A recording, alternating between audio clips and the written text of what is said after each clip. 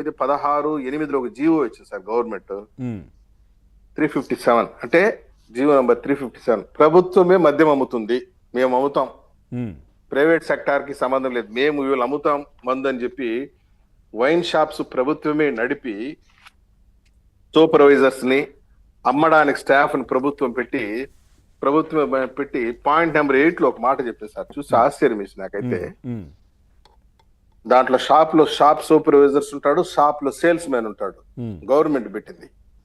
ఆ point number 8 లో ఏం చెప్తుందంటే government, the shop supervisor and the shop salesman on completion of 1 year satisfactory service, అంటే 1 year సాటిస్ఫాక్టరీగా మందు అమ్మాలన్నమాట. వీళ్ళు అమ్మితే will be rewarded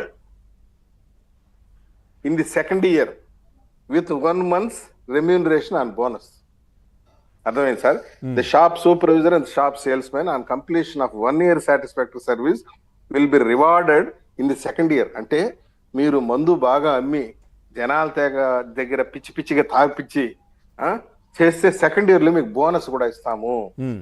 1 month salary నీకు అదనంగా రెమ్యూనరేషన్ గా బోనస్ ఇస్తామని చెప్పి సేల్స్ మ్యాన్స్ పెట్టి అమ్మిచ్చిందంటే ఎంత దారుణంగా దిగజారింది. అంతే కదా, మరి అటువైపు మీరు చక్కగా చదువులు చెప్తే మీకు బోనస్లు ఇస్తాము, చక్కగా చదువులు చెప్తే మీకు ఇది ఇస్తామని కాదు ఇక్కడ చెప్పేది. ఇప్పుడు ఉపాధ్యాయులకి మీరు మంచిగా చెప్పి పేద పిల్లల్ని మంచిగా చదివించి వాళ్ళ దగ్గర మంచి మార్కులు సంపాదిస్తే we will give 1 month salary bonus అంటే ఎస్ బాగుంటుంది, అప్రిషియేట్ చేయాల్సిందే. జీతాలే లేవు కదా వాళ్ళకి.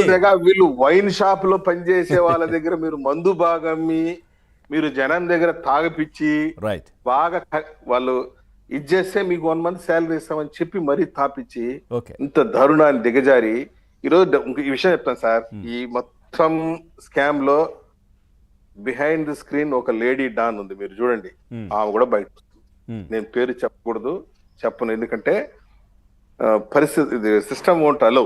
ఏమో చాలా మంది అంటున్నారు అంతర్గతంగా కూడా దానికి సంబంధించి నువ్వు చెప్తే చేసా ఇవన్నీ కూడా జరుగుతున్నాయంట. వీళ్ళు దొంగలు సార్, మామూలుగా దొంగ ఏం చేస్తారంటే నాకేం తెలియదు సార్, ఆడ చెప్తే నేను చేయలేను సార్.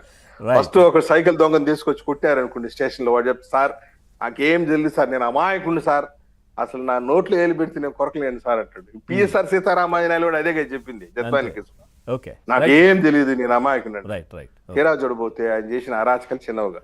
అట్లే ఈ లిక్కర్ కేసులో మీరు చూడండి, అల్టిమేట్ గా ఒక పెద్ద lady don will come at as an accused. చూడండి, అంటే మీరు అనేది ఇప్పుడు బిగ్ బాస్ కాదు, లేడీ బాసా? లేడీ బాసే, లేడీ బాసే. ఈ గల్లాపెట్టి ఇన్ఛార్జ్ లేడీ బాసే. మీరు చూడండి, ఇప్పుడు ఈ వచ్చిన మద్యం డబ్బులు గాని, మైన్స్ డబ్బు గాని, శాండ్ డబ్బు గాని, ఈ ఉద్యోగాల ట్రాన్స్ఫర్లు, ప్రమోషన్లు, ఇప్పుడు చూడండి సాక్షిలో ఒక ఆడిటర్ పేరు అక్యూజ్డ్ గా ఉంది.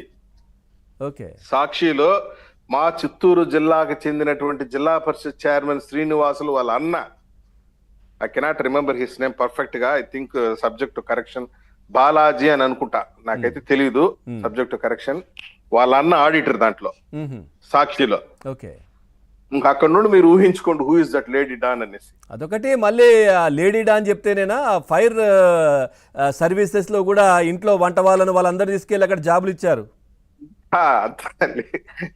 లేడీ డానే కింగ్ బిహైండ్, మొత్తం అన్ని వ్యవస్థలను సర్వనాశనం చేయడానికి కారణం అక్కడ. అవును, ఇప్పుడు ఈ యొక్క గల్లాపెట్టి ఇన్ఛార్జ్ మొత్తం లేడీ డానే. డబ్బులన్నీ ఎవరికి పోతాయి లెక్కలన్నీ. సాక్షిలో ఒక ఆడిటర్ ఉన్నాడు, అతని పేరు అయితే తెలియదు, మా చిత్తూరు జిల్లా అతనే. వాళ్ళ తమ్ముడు జిల్లా పరిషత్ చైర్మన్ శ్రీనివాసులు అని, అతను ఆడిటర్, మొత్తం లెక్కలంతా అతనిదే. అతను ఇక్కడ అక్యూజ్డ్ గా ఉన్నాడు ఈ కేసులో. ఈ ఆడిటరు టోటల్ గా లేడీ డాన్ యొక్క కంట్రోల్లో ఉంటాడు. యామిని గారు నవ్వుతున్నారు, తెలిసేమో తనకు. మేడం నమస్కారం. ఏంటి ఇన్ఫర్మేషన్ ఉందా ఏంటి? కేంద్రం ఎట్లా చూస్తోంది? ఎందుకంటే అమిత్ షా గారి దగ్గర కూడా కంప్లైంట్ వెళ్ళింది, ఎంపీ గారు కూడా మాట్లాడున్నారు ఆల్రెడీ.